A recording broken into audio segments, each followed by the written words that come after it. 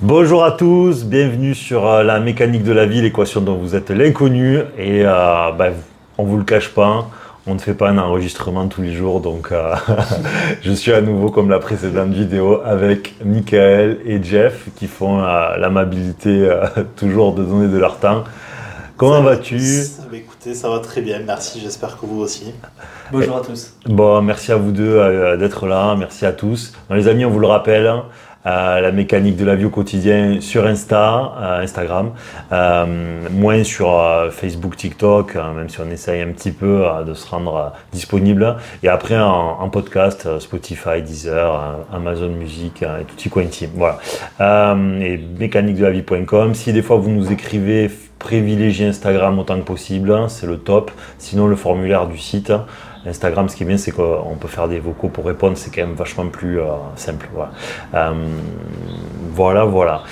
Et en septembre, ou enfin en tout cas après l'été, toujours ce projet de channel Discord où on pourrait se retrouver pour approfondir les sujets, pour poser plus de questions, faire des lives privés, qui seraient que pour les gens du channel, ce genre de choses, qui nous permettraient plein de trucs super intéressants. Voilà. Et donc nous allons démarrer avec la première question que je ne connais pas comme toujours, et merci à vous deux de les préparer. Alors, c'est une question un peu longue, mais justement elle sort pas hors de sens. Qu'est-ce qui doit s'aligner pour véritablement comprendre un concept ou une idée? Est-ce que c'est seulement la conséquence de notre effort qui amène à la compréhension, ou est-ce qu'il y a autre chose? Ok, ouais, effectivement, c'est vrai que non, je fais une parabole par rapport à ce qu'il avait dit précédemment. Pour moi, il y a autre chose. Il y a autre chose, hein, dans le sens où en fait vous pouvez produire tous les efforts que vous voulez. Parfois, vous ne pouvez pas atteindre votre objectif. Et je ne parle pas que sur le plan professionnel, d'accord. On est tous avec des capacités variables, qu'elles soient physiques, psychiques, intellectuelles, spirituelles, et même des gens qui peuvent avoir des prédispositions peuvent ne pas en avoir dans un autre. Je pense à des sportifs qui peuvent être excellents dans un sport et pas du tout dans un autre, ou des intellectuels qui peuvent être lumineux en littérature et catastrophique en mathématiques. Donc ça veut dire qu'il y a une diversité d'individus dans ce monde où on a des capacités qui sont variables en fonction des secteurs. Et justement, c'est ce qui est dommage aujourd'hui, c'est qu'on standardise les gens en essayant plus de découvrir où c'est qu'ils ont des particularités qui ont de la plus-value. Voilà. C'est ça qui est un petit peu dommage aujourd'hui. Voilà. Pardon, tu peux me redire la deuxième partie de ta question? Qu'est-ce qui doit véritablement s'aligner pour comprendre un concept ou une idée, et est-ce que c'est que la conséquence de nos efforts? Alors que la conséquence de nos efforts, non. Du moment que vous mettez, que vous reconnaissez que l'on n'est pas avec les mêmes prédispositions, on ne peut pas penser, en partant de là, que seul l'effort paye, en fait. Voilà. Simplement, le but, c'est d'essayer avec ce qui nous est donné. C'est ça la perfection, un peu la définition.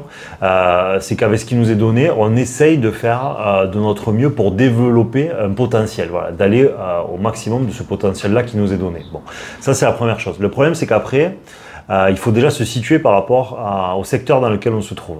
Je vous rappelle que dans la mécanique de la vie, quand vous voulez trop quelque chose, ça peut être extrêmement négatif, d'accord? Parce que vous ne savez pas qui vous donne dans l'absolu, puisque si vous naissez avec des prédispositions, vous reconnaissez que vous n'y êtes pour rien.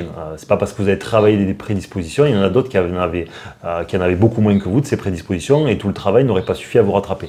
Donc à partir de là, qu'est-ce qui vous a donné? Donc attention malgré tout de situer dans le secteur dans lequel vous vous trouvez. Voilà, pour avoir une envie d'aller faire quelque chose, d'aller au bout d'un projet, qui soit familial, qui soit professionnel, qui soit dans la découverte, peu importe. Mais déjà, attention, ce qui stimule ce projet, essayez simplement qu'il n'ait pas un trop grand pouvoir sur vous. Voilà, c'est toujours la même chose à la mécanique de la vie. Tout ce que je possède me possède. Ça veut dire que ce qui a trop de pouvoir sur vous peut vous être donné par la fréquence négative. Et ça, c'est vraiment la chose à éviter par-dessus tout. Donc c'est l'histoire de l'inné et l'acquis, ce dont tu me parles. Voilà. Et autre chose, évidemment, c'est mettre Dieu dans l'équation. C'est-à-dire que si vous pensez qu'il y a une origine créatrice, en plus chez les catholiques c'est pire parce que c'est c'est la bénédiction qui a tendance à amener vers Dieu. Donc ça veut dire que des fois, même le travail pourrait ne pas suffire d'un point de vue de l'interprétation catholique, en tout cas. Voilà, même si je préfère partir du principe que on peut toujours se revenir vers Dieu d'une certaine manière pour augmenter nos chances, qui nous facilite la vie. Voilà. Parce que des fois, tout peut vous être donné. On l'a vu avec plein d'individus. Si vous réfléchissez, il y a beaucoup d'individus. Et en fait, par la suite, ça peut vous être repris, ou partiellement repris. Et donc, le but, c'est de ne pas être soumis à cet effet de dette et de crédit. C'est-à-dire que Dieu donne sans contrepartie. La différence avec la fréquence négative, c'est que si on vous donne, il y a une contrepartie. Le problème, c'est qu'elle ne s'inscrit pas dans une temporalité immédiate parfois. Et c'est ce qui fait qu'en fait, on ne croit pas que c'est possible. Voilà. Mais c'est quelque chose d'extrêmement commun, par exemple, pour le continent africain. Le continent africain, généralement, c'est des sujets qui sont assez communs pour eux. Voilà. Chez les Blancs-Becs, beaucoup moins maintenant. Voilà pour une partie de la réponse. Et donc, cette histoire d'inné et d'acquis, c'est simplement, dans un premier temps, de regarder dans quel secteur on se trouve et d'essayer simplement que les choses n'aient pas trop de pouvoir sur nous pour être libre de ses choix et pas être soumis à ce système, comme je le dis, de dette et de crédit. Voilà. Ok, je poursuis sur ce raisonnement-là. Est-ce que tu pourrais nous parler plus en profondeur de la loi de l'attraction et son fonctionnement véritable, parce qu'elle a été un peu détournée de ce qui est réellement. Donc est-ce que tu as un peu plus d'informations? Alors je crois que c'est dans un live une fois que la question avait été posée. La loi de l'attraction aujourd'hui, elle est répandue par les réseaux sociaux comme étant un système de cause à effet assez direct où tu vas attirer en résonance. Voilà. Moi, je peux pas m'ériger je peux pas dire que je ne suis pas d'accord. Voilà. Simplement, la façon dont c'est expliqué est caricaturale parce qu'il n'y a pas de variable. En fait, on dit tu vas attirer ce que tu es, ou si tu penses positif, tu vas attirer du positif. Bon, c'est aussi simple. C'est de la croyance. C'est de la pure croyance en fait, tu conditionnes ta croyance, c'est de la pure croyance. Voilà. Simplement tu penses que tu envoies du positif dans l'univers et que tu vas récolter du positif, mais en fait tu envoies du positif pourquoi? Parce qu'en fait tu n'es pas dans le neutre. Si tu pas comme dans la mécanique de la vie, seul le neutre est positif, et bien le négatif que tu essaies d'envoyer pour en recevoir est déjà en fait un négatif. C'est ça qu'il faut comprendre.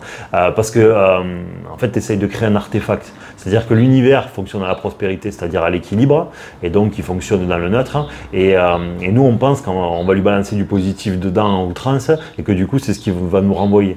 Mais en fait le positif est un excédent soumis à dette crédit qui va devoir te renvoyer un négatif à un moment ou à un autre parce que l'univers ne sait pas fonctionner autrement qu'un équilibre. Voilà. Donc c'est là où par contre je mettrai des nuances par rapport à ce côté un peu caricatural des lois de l'attraction. C'est dire qu'il y a tout un tas de variables derrière et ces variables c'est tout ce qu'on essaie d'énumérer avec la mécanique de la vie, c'est que tu vas attirer les choses en fonction de ce que tu as à travailler, pas forcément en fonction de ce que tu es. En fait, oui, de ce que tu es, mais ça veut dire que tu peux attirer, en fait, tu vas attirer des situations de travail pour te faire travailler, pour te faire évoluer, d'accord? C'est un entraînement la vie, c'est un entraînement spirituel la vie. Donc, selon ce que tu es, tu vas attirer des situations qui vont être là pour te faire travailler. Mais elles peuvent attirer tout et son contraire, c'est ça qu'il faut comprendre. C'est là où sont toutes les nombreuses variables, parce qu'en fait, tu n'es pas neutre, tu viens d'une famille qui est soumise à dette et souffrance, tu hérites dès ton plus jeune âge de cette dette familiale, peut-être même qu'il y a des dettes qui sont d'ordre de réincarnation, mais bon, moi je ne suis pas pour qu'on parle de ça, parce que ça restera toujours très hypothétique, même si certains en sont trop certains à mon avis. Voilà, moi je pars plutôt du principe qu'il y a, pour plein de raisons, mais là c'est pas le but, la cellule familiale suffit à trouver tout un tas de dettes. Et donc comme tu hérites de ces dettes, eh bien, effectivement, tu n'es pas neutre, et donc tu vas devoir en fait te confronter pour en fait diminuer l'influence de tes marqueurs de souffrance, tels qu'ils soient, par des situations.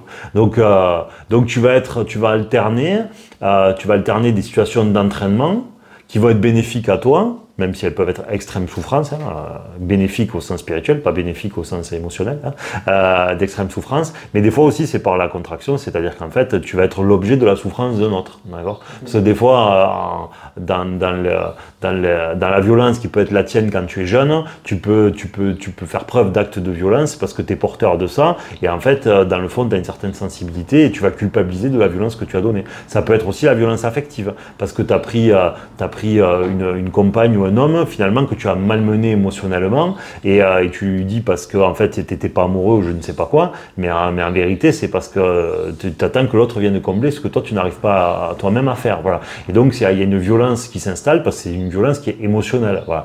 Mais elle s'inscrit dans un patrimoine de douleur-souffrance de jeunesse, hein, par ton vécu de ton enfance et par ton empathie inconsciente à ta famille. Donc ça, c'est l'épigénétique, où en fait, tu te retrouves avec des marqueurs de souffrance qui sont ceux de tes ancêtres, et jusqu'à la 3e génération, d'après ce qu'ils diraient épigénétiquement, et moi, ce que j'ai constaté, ça peut être jusqu'aux arrière-grands-parents parfois. Voilà. Et donc, ces marqueurs-là, eh ben, ça va être tes tares qui vont te permettre de travailler sur tes forces et tes faiblesses, tout simplement, pour pouvoir en fait diminuer l'influence négative qu'elles ont sur les individus. Voilà. Pour compléter, si je peux me permettre, ouais. La loi de l'attraction, on dit généralement que si je fais du positif, je vais attirer du positif. Sauf que je pense qu'il y a aussi quelque chose à prendre en compte, c'est le côté conscient et inconscient. C'est-à-dire que parfois, on pense être conscient de certaines choses qui sont en vérité un travail sur l'inconscient. On peut reprendre notamment l'exemple de la reconnaissance au travail, dont on a parlé dans une vidéo précédente. Tu peux développer éventuellement. Alors oui, alors c'est une variable pour moi, ce que tu dis, pour moi ça fait partie de toutes les variables qui ne sont pas considérées par la théorie des lois de l'attraction. C'est pour ça que souvent on a tendance à dire loi de l'attraction, voilà, comme un symbole, comme une loi, comment te dire, absolue et sans nuance et sans fluctuation. Et c'est là-dessus où moi je dirais que c'est faux. Parce que justement ce que tu es en train de dire fait partie des nuances. C'est-à-dire que si tu fais quelque chose consciemment, c'est-à-dire qu'en fait tu as agi en ayant une assez grande connaissance et une multiple informations sur la situation, et tu l'as validé. Et tu l'as validé, donc ça veut dire qu'en fait, tu as fait un choix relativement délibéré. Bon, mais tu peux pas être jugé à la même enseigne qu'un fou, qu'un enfant de 5 ans, ou que quelqu'un qui n'avait pas la même maturité intellectuelle que toi. Donc ça veut dire que, enfin spirituelle plus peut-être, mais ça veut dire que quelque part, tu es plus à même d'être pardonné, parce que tu agissais sans connaissance de cause, tu agissais de manière assez inconsciente, c'est là où tu vas venir. Mais pour moi, c'est plus de l'ordre de la variable. C'est plus de l'ordre de la variable, et c'est là justement où tu seras plus en proie au pardon du fait justement que tu agis sans savoir. C'est là où justement tu pourrais être plus aisément pardonné là-dessus. Voilà. Mais donc les lois de l'attraction, c'est simplement comprendre qu'entre deux choses, il y a toujours quelque chose. Qu'à partir de là, c'est-à-dire que tous les humains seraient reliés. Si les humains sont reliés et qu'on est sur Terre pour évoluer comme tout ce qui est vivant, eh bien ça veut dire qu'on va attirer des situations qui seront des situations pour nous faire évoluer spirituellement. Voilà. Ou venir procéder à des équilibres de l'univers. J'entends par là que certains, c'est le drame. D'accord, il y a tel ou tel événement où on ne peut pas remonter le temps. Je pense à un traumatisme, par exemple, ou un deuil traumatique.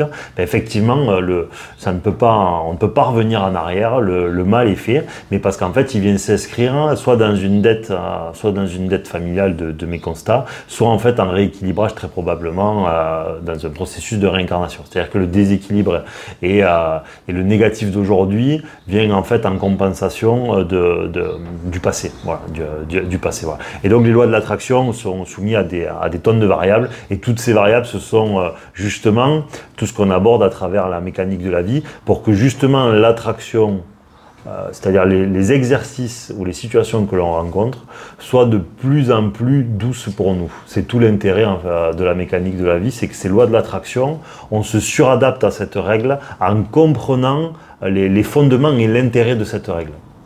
En fait, moi, ce que je voudrais, alors, pour revenir sur la croyance que le positif attire le positif, si on se remet sur ton document synthèse l'équilibre, logiquement, le positif attire le négatif pour créer un équilibre déjà. Donc, je dirais plutôt que le neutre attire le neutre. Oui, le neutre attirerait. En fait, le neutre est un positif. Voilà. Le positif est négatif. Parce qu'en fait, quand je dis seul le neutre est positif, ça sous-entend que le positif est négatif. Oui. Là, il y en a qui viennent de s'arracher les cheveux, surtout ceux qui ne nous connaissaient pas avant. Moi, ce que je veux dire, en fait, c'est que déjà, pensez toujours à garder une humilité. Et quand vous pensez que le positif attire le positif, c'est que déjà, vous pensez que vous pouvez leurrer l'univers. C'est vouloir sortir du processus d'expérimentation et d'entraînement, en fait, de vouloir attirer le positif. Ce qui, pour moi, est une erreur, en fait. C'est un travail pour se légitimer à la mécanique de la vie et la vie en général. Parce que, effectivement, si 4 exercices spirituels vous permettez 2, c'est pas le cas. Moi, j'ai passé beaucoup de temps dessus, c'est pas le cas du tout. Ou au pire, c'est passager. Vous êtes fait nourrir par un égrégore qui vous a balancé de l'énergie positive 2 minutes pour que vous reveniez et que vous puissiez continuer à le consommer. Et dans 4 matins, comme c'est un égrégore qui vous a nourri de positif, ben, l'univers devant se rééquilibrer, il vous enverra du négatif dans votre vie. Voilà. Simplement, c'est différé. C'est pour ça que des fois, on se fait leurrer. Et en plus, tu vas, dans chaque situation, penser que tu attires, c'est penser aussi que chaque situation va être créée principalement pour toi. Donc déjà, c'est un manque d'humilité, parce que comme tu peux le dire, dans une situation, il va toujours y avoir une interaction entre les êtres humains, mais peut-être que dans une situation en particulier, c'est plutôt l'autre qui va être testé, et toi qui va être juste l'instrument. Donc tu vois ce que je veux dire ? Oui, tout à fait. Donc à ce moment-là, déjà penser que tout ce que tu vas attirer est pour toi, c'est faux, parce que tu vas avoir des situations où tu seras juste l'instrument en fait.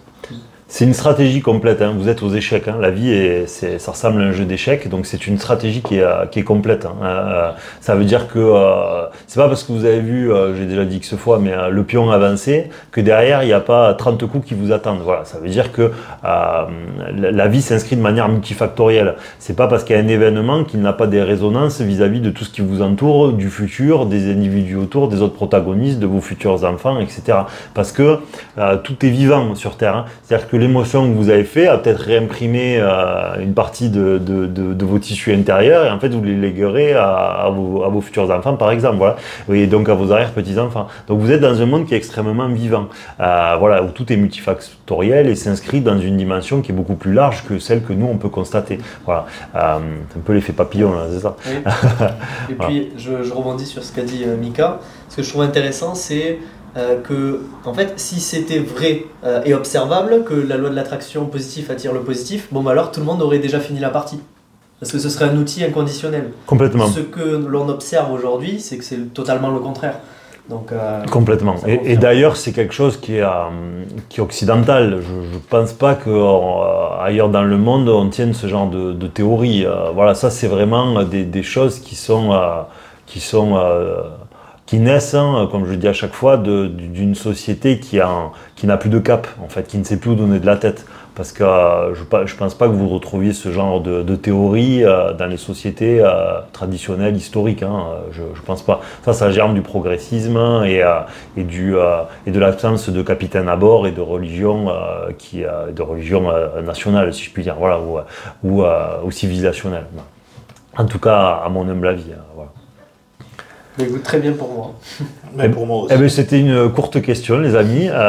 Merci à vous de cette question. Merci pour cette journée. Merci de cette vidéo. Et à très bientôt sur la mécanique de la vie, l'équation dont vous êtes l'inconnu. N'hésitez pas à nous suivre sinon en podcast sur Spotify, Deezer. Vous pouvez aussi laisser des commentaires, hein, c'est très appréciable pour le référencement, même si c'est pas grand chose, même un merci. Et sur mécaniquedelavie.com. Voilà les amis. Merci à tous et à très bientôt sur la mécanique de la vie.